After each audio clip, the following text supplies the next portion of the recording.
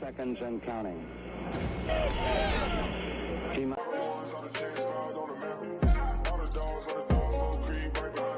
Hey, what's good, guys? It's Clutch here. Essam here, back in another video. And for today's video, we're talking about the Houston Texans.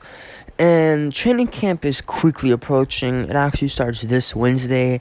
That's the first day that the players are actually gonna have their official training day or training camp day start, with Friday being the first day of media, or not media, but like open training camp for the fans and everybody to go to and watch.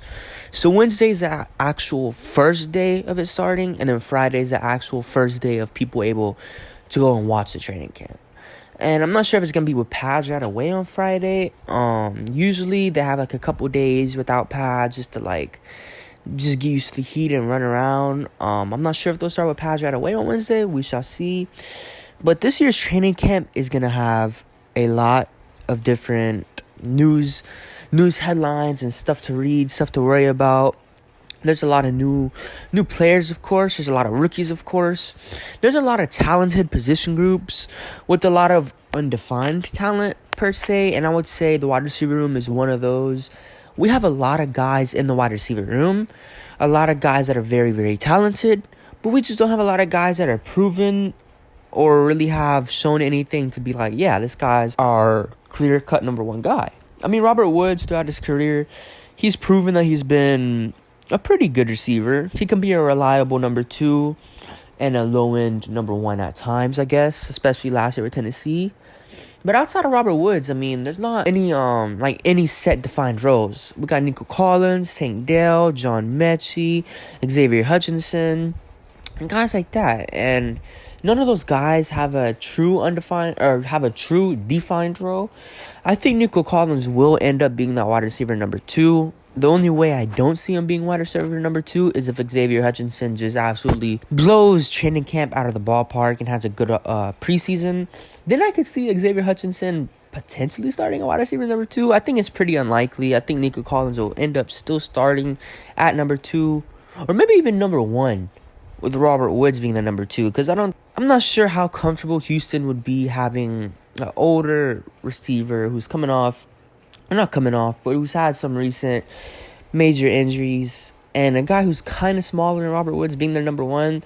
I feel like they would be more comfortable with him being the number two, with Nico Collins, a bigger body, younger guy, more, what I would see is like more energy. With a guy like Nico Collins, I think they would rather him start at wide receiver number one, with Woods being number two. And then the slot position is going to be very, very hard to determine. Tank Dell's been working all summer. He's always been posting clips, different workout clips and stuff like that. But John Mechie, let's not forget about John Mechie.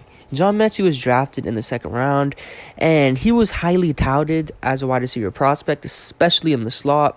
Very smart guy. Yes, may not be the most athletic, may not be the fastest, but I think his IQ at playing the slot position is kind of unmatched to any guy that we have. I'm not saying Tank Dell's IQ at playing the slot position isn't good, but I think John Mechie has a better understanding of how to play the position, how to play with the zones, how to stay in the zone if it's open, how to find the open zone and whatnot, and just how to work the slot better. And I think John Mechie will end up starting at the slot at first.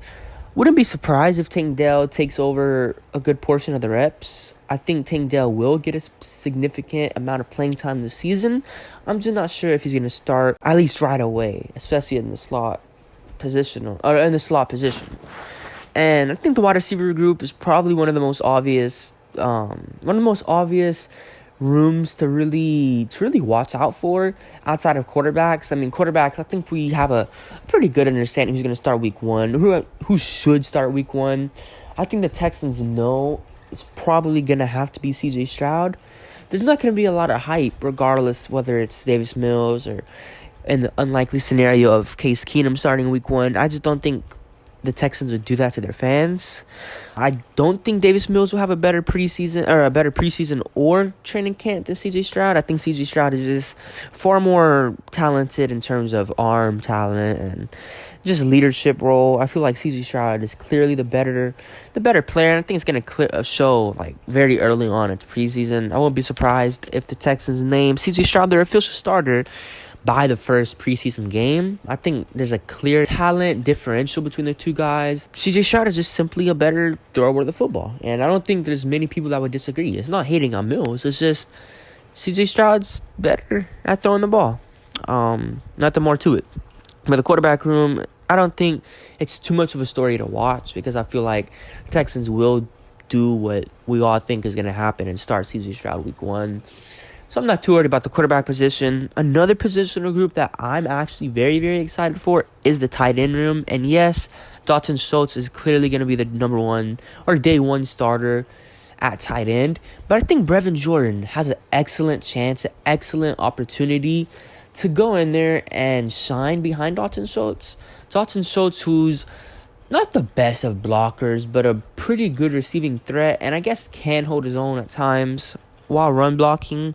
Having a guy like Brevin Jordan, who is super, super athletically gifted, pretty good speed for his size, he's kind of a smaller tight end, but like pretty good speed for being a tight end.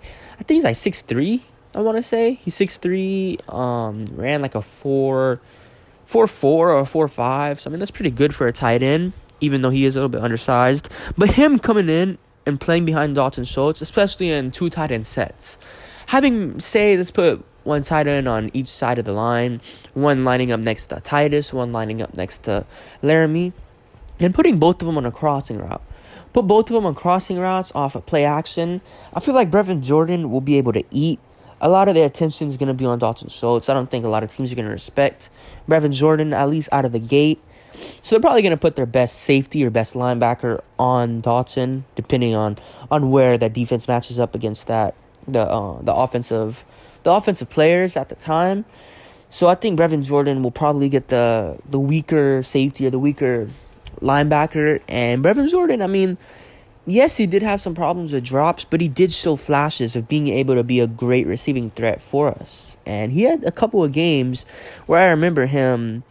It was more so of his rookie year, I think. He had a couple of games where he looked like he could be a pretty reliable tight end for us. I don't think he'll ever be a starter for the Texans. I just don't really see it. But I do think he can be a great number 2 option, and especially being a receiving threat for the Texans.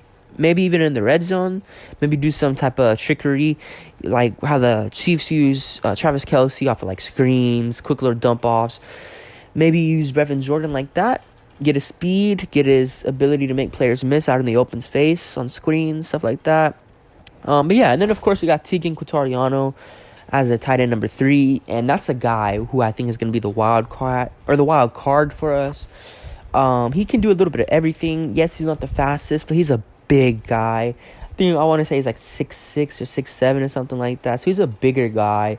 Just throw up the ball to him, and he's going to be able to catch it most of the time. Or, at least he should be able to, just to the difference in his size compared to like a normal size safety or linebacker.